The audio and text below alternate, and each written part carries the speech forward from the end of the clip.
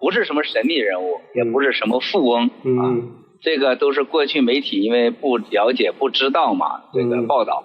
那么同时呢，过去的这些年来呢，这个我确实是没有在这个媒体上做任何事情，这个也得罪了一些媒体，包括我的一些对手，利用很多媒体呢妖魔化我。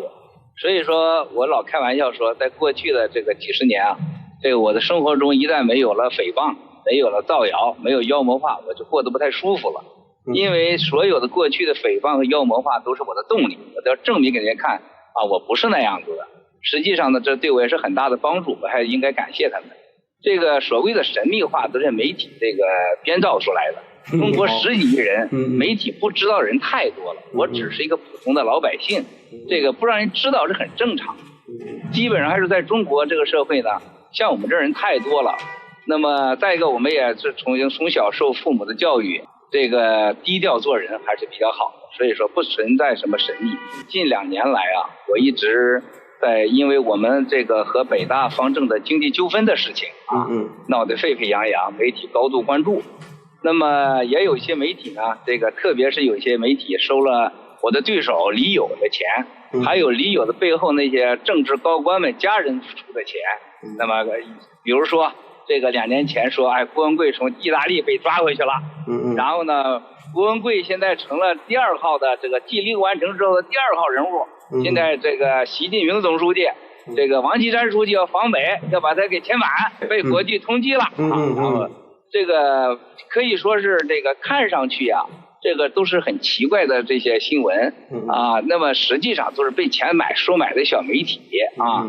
这个李友每次花这3万美元啊，还是一半是我出的钱，是我们方正出的钱啊，去买这些媒体，然后就报道，实际上是造谣诽谤。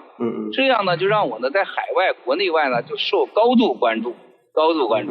这就是说，今天呢，大家呢这个都想知道这个郭文贵到底是怎么回事。现在呢，这个媒体造谣没帮我呢，这个名声没把我搞好，但是却把我弄得很重要。因为比如说，因为我过去多年来一直时间大多数时间在国外的，那么我投资也是在国外的，那么我国外的很多朋友看到这些新闻以后，当然他们知道是假的。但是呢，别人以为我就是个普通的生意人。现在大家觉得我这人很神秘啊，这个有很大的能力，有很大的政治背景，然后呢又是搞倒了刘志华，又把这个北大这个李友又给搞进去了，然后呢手里还掌握着所谓的这个核武器般的这种一些人的政治丑闻的证据啊。对。现在我跟很多人我说我不重要都不行啊。那么现在我特别是外国朋友一些政治上这个比较影响力的朋友，现在我是开玩笑，我说现在这个我不重要，你们也不相信；我说我重要，你们还觉得还不够。但是呢，我说我确实需要有时间来说明一下，这些事情都是造谣的。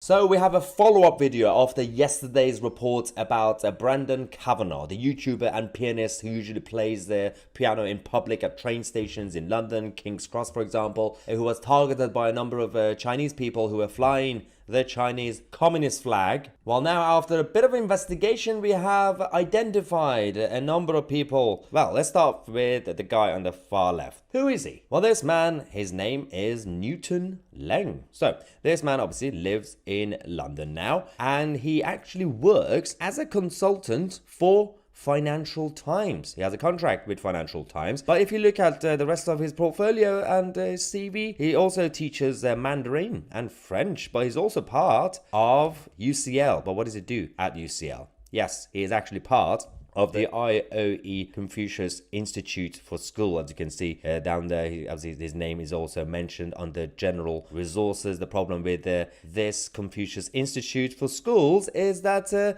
they have in the past or presently been a racket for the Chinese Communist Party in Britannia. Yes, there was an investigation before actually of China's Confucius Institute in the UK by Sam Dunning and Anson Kwong, who exposed the problems that these people were causing in this country, infiltrating the system, up to a point where even the British government eventually decided to stop funding the Chinese state-linked Mandarin teaching schools. I love how the taxpayers was actually still funding these CCP-linked institutions politicians in the United Kingdom. So yeah, that's our lovely Newton. You know, it's important for people to know who these people are who intimidate the general public and pretend and claim that Britain is now like the Chinese Communist Party. So next, this lady is Adelina Zhang on the left that you can see. This is the same person who, when Kavanaugh tried to basically talk about her flag, he touched the flag and then they had a meltdown saying, don't touch her, don't touch the Chinese Communist Party flag or the China flag and all that. But who is she? Well, Adelina Zhang is actually very influential in the UK. She hosts Chinese state-linked events in the United Kingdom with very, very powerful individuals. This is Adelina with our Chancellor, Jeremy Hunt. She's also obviously hosted a number of other events with a number of other politicians, including the former Prime Minister, Theresa May, and the former Home Secretary, Amber Rudd. Interesting, right? Now, nobody's actually directly accusing them of doing anything dodgy yet, but the whole point is that we have had so many examples. We have precedent of people who are linked with the Chinese Communist Party and doing things in the United Kingdom, especially the fact that they said they were doing some filming for Chinese TV, as they said. Well, it's because of the next person. Yes, this young lady who was initially actually approached Brandon Kavanaugh is saying that they're filming something and they're not allowed to show their faces, even though they're filming something. Apparently it was secretive, but it was supposed to be published at some point later. She's actually an influencer as well as being a CEO at Top Offer Academy. She actually obviously does recruitment and coaching, but she's also an influencer online. So this is also more information about Meng Ying, and then as you can see, that's her boyfriend on the right-hand side. And the boyfriend was actually in the video as well, we discovered. This is the Davis Kumar, who actually works for Meng Ying's agency, actually. He does work for her. Now, there's another thing to mention about this issue, which makes the whole thing even more hilarious. We discovered by Byron Van saying, talking about image rights, because that was the issue they had, Meng Ying Lee is actually being sued right now for violating someone else's image rights in China in stuff that she posts on her WeChat account, Megan Liu. Co-opt, coerce, corrupt. Those three C's describe the Chinese Communist Party's strategy for remaking global institutions in its authoritarian image. A few quick examples. Co-opt. The CCP's preferred candidate was elected to lead the World Health Organization. Among his first official trips, the Belt and Road Forum in Beijing to pick up a $20 million check for the WHO. When COVID exploded in Wuhan, China had friends at the WHO to stymie investigations into Chinese coronavirus labs and to excuse the CCP's shameful cover-up. 2. Coerce. Australia called for an international investigation into COVID origins, and China slapped 80% tariffs on Australian barley. Beijing weaponized the UN's International Telecommunication Union, which it led from 2015 to 2022, in order to back Huawei in its campaign of malign expansion. 3. Corrupt. The CCP's candidate waltzed into heading the UN Food and Agriculture Organization when the opposing candidate withdrew, coincidentally, after their country received a $78 million in debt forgiveness. The CCP has used UNESCO to erase heritage sites in Xinjiang and Tibet. Uyghur leaders often cannot get through the front door of UN events. Unless we get serious and fight CCP influence in these institutions, most of whom were created by the US and our allies because they served our interests, don't be surprised if they increasingly become more pro-CCP. That's the whole point of the CCP's 3 Cs.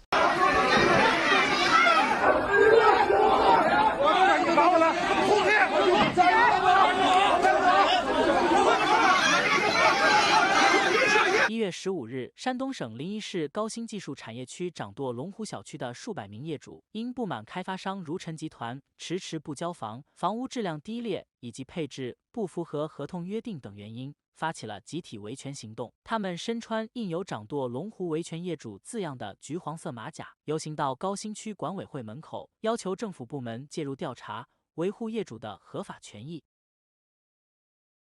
掌舵龙湖小区是如晨集团在临沂市高新区开发的住宅项目，共有10几栋楼，已经超过原定交房日期多时，仍然不能交付。与此同时，业主们发现楼房和合同约定存在巨大差异，不仅装修材料和设备质量低劣，甚至有些配置被开发商缩减或取消。上万人的小区只有一个进出大门。此前，业主们已多次发起集体维权行动，要求开发商按照合同约定交付符合标准的房屋，但开发商一直推诿拖延。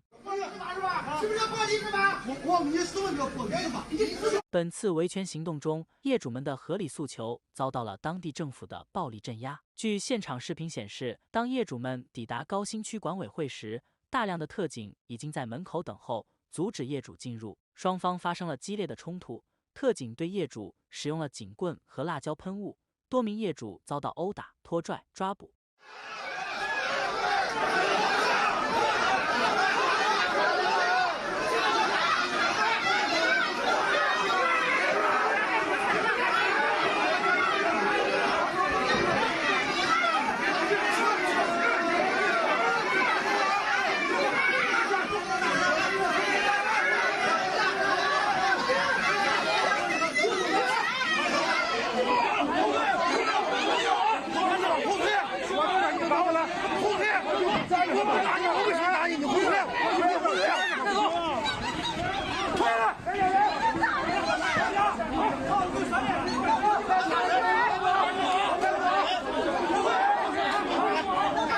暴力执法打人了哈！暴力执法打人了！暴力执法打人了哈！警察打人了！警察打人了！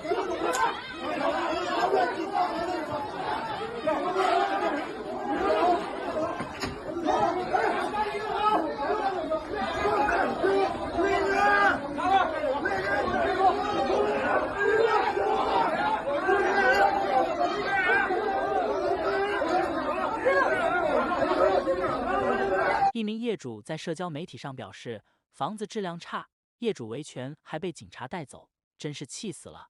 很好的体现了人民警察为人民服务。